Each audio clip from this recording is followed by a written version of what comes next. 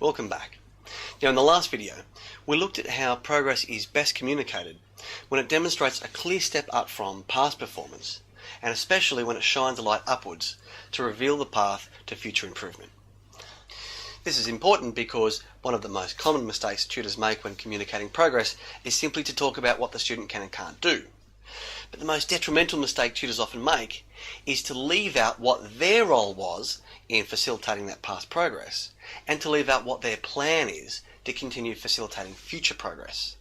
So the second step in the Power Progress Communication formula is to just briefly describe what your role is in facilitating progress. How did you do it? What was your plan? What is your strategy?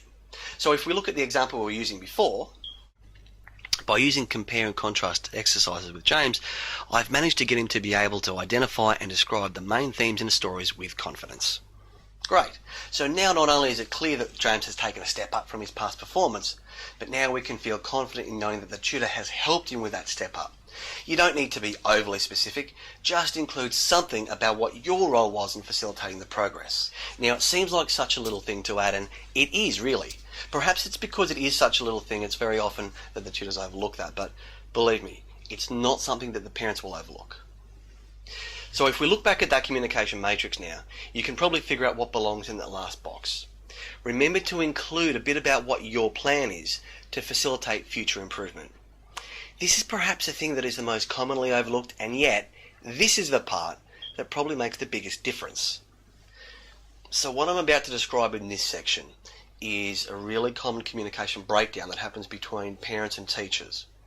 Now a lot of our tutors are either teachers or student teachers or teachers' aides, but very few of them are actually parents. So for this part of the process, I'd like you to try as best as possible to just try and step outside of your usual teacher model of the world and instead step into the world of seeing things through the eyes of parents. And not in some kind of idealistic view about the way that parents should see things either, but let's look at it realistically for a moment. Now I want to share with you some real life examples here. These are from end of term reports. Looking at these through the eyes of a parent though, I want you to see if you can pick up on where you think the problems are. Okay, so look at this one. Jordan needs to be more motivated when doing his homework. How about this one? Monique needs to be more careful when reading exam questions. You see the problem yet? How about this one? Lucy needs to sound her words out rather than rush over them and guess. Now, how would this make you feel if you were the parent reading this from your child's tutor? Well, imagine that your car keeps overheating, so you take it to the mechanic. Mechanic looks at it and says, it needs a new radiator. Okay, see you later. Or how about you go to a doctor for a painful infection, doctor checks it out and goes, yeah, looks like you need some antibiotics, so all the best with that, and sends you on your way. I mean, what are you going to think? Probably something along the lines of, well, thanks for the advice, but if I could have done those things for myself, I would have. I've gone to the trouble of reaching out for your help because I expected you to take care of those things for me. So are you starting to see what the issue is now? Let's look at these ones. Okay, so how about this? Jonathan can improve his numeracy skills by practicing counting backwards. Or another one, Liam can improve his confidence towards exam taking by practicing past HSC papers. Alright, so I'm going to let you in on something that affects just about all of our clients. It's something that they're really often quite very embarrassed about because they think that they're the only ones that experience this, and they're not. Okay, look, the major problem with these bits of advice that I've been showing you is that even though they are future focused and specific about what needs to be done, which is good, the feel is that it's like they're putting the responsibility back on the parents to now fix these problems. This is exactly the kind of thing that they've probably already been told by teachers at school. The teachers have told them what the student needs to do, and the parents have thought, well, okay, look, I'd like to play a role in helping this problem, so they've tried to sit down with their son or their daughter, tried to help them out with it, but it hasn't worked. They've become stressed, they've become frustrated, and then the student just sort of closes up and they don't want to feel engaged in learning while they've got stressed out mum or dad kind of peering over their shoulder, putting pressure on them. So then the parents feel more frustrated because they can see what's happening, and then what happens is they often start to feel really guilty or ashamed because they become aware of the fact that they're trying to help their child but they're just putting more pressure on them. And the end result is they often feel really bad about it, like they feel like it makes them a bad parent, and it's a very sensitive spot for them. It's really important to keep that in mind. They want to do what they can to help, but often they get to the point where they decide that the only thing that they can really do is to just take a step back, call somebody in, like a tutor who knows what they're doing, but also that can be neutral and offer support where they feel like all they're adding is extra pressure. So it's really, really important to be aware of this issue and treat it with delicacy too. It's a very sensitive point. So again, putting yourself in the parent's shoes, imagine now that the teacher's giving you some advice about what your son or your daughter needs to do. Taking on that advice, you try and help them out, but you fail at it, you feel terrible, you feel helpless. You resort to having to get a private tutor that comes in who just turns around and once again tells you what your son or your daughter needs to do. So using that original example of James struggling with his multiplication skills, the way a tutor might have worded it could be, James could use times tables exercises to help improve his multiplication skills. But the problem is his parents have probably already tried doing this and it didn't go so well. That's why they've come to us. That's why they've reached out to help for you.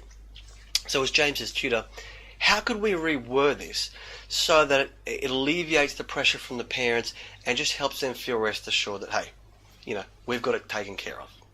Well, how about something as simple as, I plan on using times tables exercises to help James improve his multiplication skills.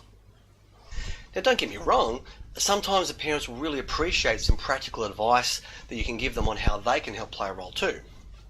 So the mechanic might say, look, here I fixed the radiator for you, but here's some simple advice on what you can do to keep the fluids topped up in between services. Likewise, the doctor might say, look, here's the prescription for your antibiotics, but in the meantime, here's some tips on what you can do to help keep the wound clean on a day-to-day basis while it heals. So look, giving some tips and practical advice to parents on what role they can play, that's fantastic, so long as you've taken care of the problems that they feel that they can't.